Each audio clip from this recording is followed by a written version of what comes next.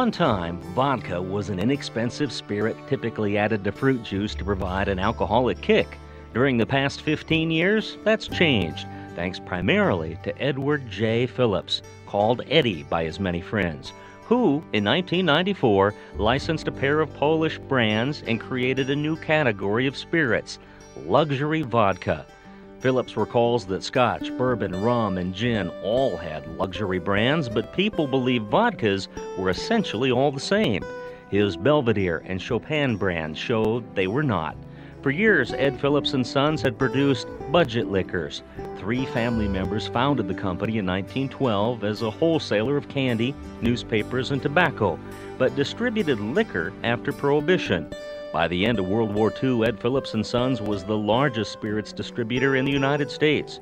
Jay's grandson, Eddie, studied clinical psychology at the University of Minnesota and wanted to work with autistic children.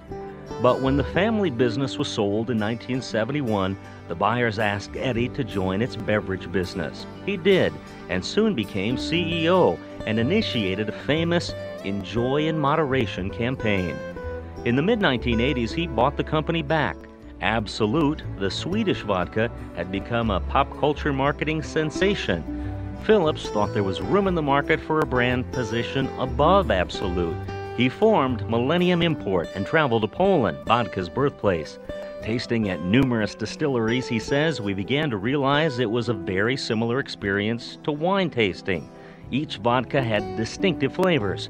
After negotiations with the Polish government, Millennium became the sole U.S. licensee of Belvedere, made from golden rye, and Chopin, produced from local potatoes. Liquor distributors thought Eddie was crazy to ask $25 a bottle for vodka. Undeterred, Millennium employees fanned out across the country, hand-selling directly to high-end restaurants and bars. By 2004, Millennium had sold $1 billion worth of Belvedere alone.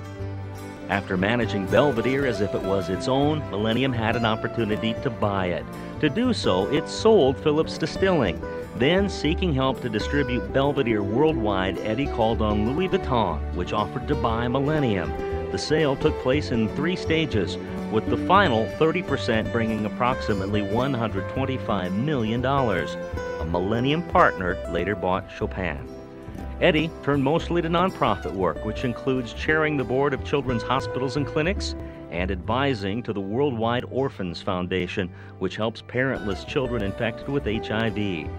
It's his chance, he says, to give back. But he is also an owner of a luxury gelati and sorbetti producer. The business, he says, is growing fast.